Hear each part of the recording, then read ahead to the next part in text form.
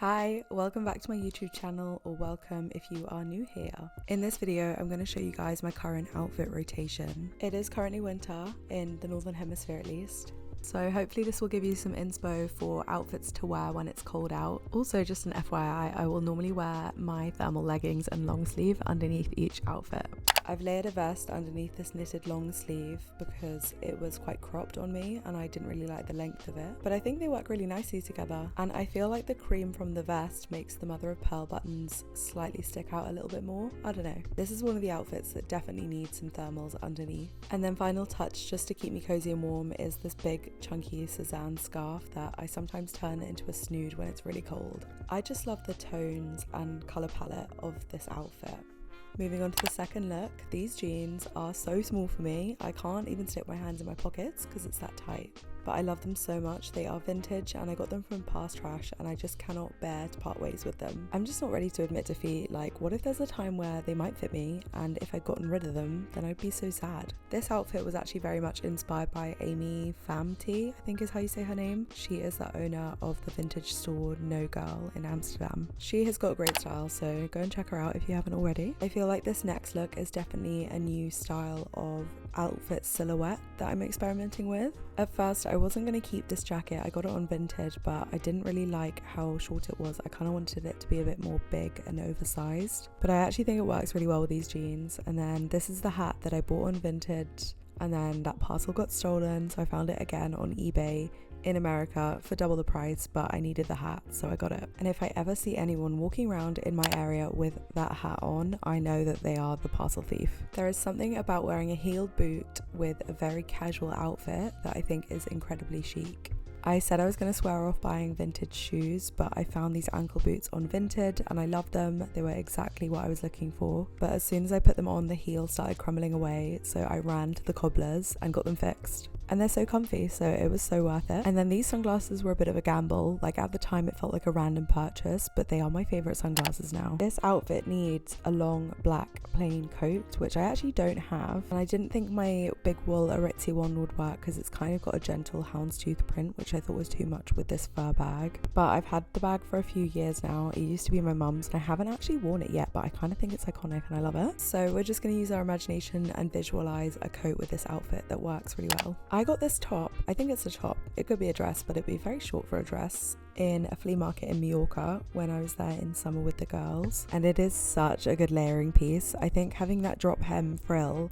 poking out from underneath any outfit just elevates it every time, and now I really want to try and find some more tops like that because I wear it so much, and there's nothing wrong with that, but I'd love to be able to mix it up a little bit. This outfit has become my Steve Jobs uniform. Like, I've been wearing it 3 times a week for weeks now because it's comfy and I like it. Okay, this is the little Peachy Den winter ensemble. When I first tried this cardigan on, there was a bit more gaping around my bust, but now I've been wearing it with a little vest underneath and it kind of helps everything stay in place. And I just feel like such a cutie patootie in it. I have always found dressing up for winter nights out impossible. Like, I just never know what to wear. And once I come up with enough options, I'll make an entire YouTube video dedicated to winter night out looks because it is just an impossible category. But I got this top recently, and then I've had these trousers for years. They're Isabella Brana, and I wore it out last Saturday and I wore it out the Saturday before that, and obviously I chuck on a coat on top, but it's a great winter clubbing outfit.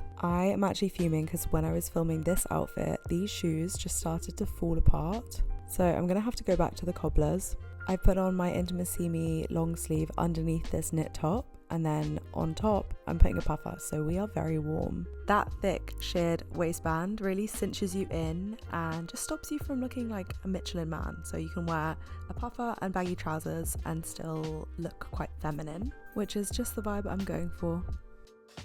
I am actually not obsessed with this now I'm looking at it back. I think my top is too cropped, even though it's not even a crop top. I don't know how I feel about those jeans on me, and I feel like it needs a burgundy ballet flat rather than black because the black was too harsh. The coat does look good, but it'll look way better with the tan. These are my second generation COS trousers, and I feel like you can kind of see the difference when they're close up.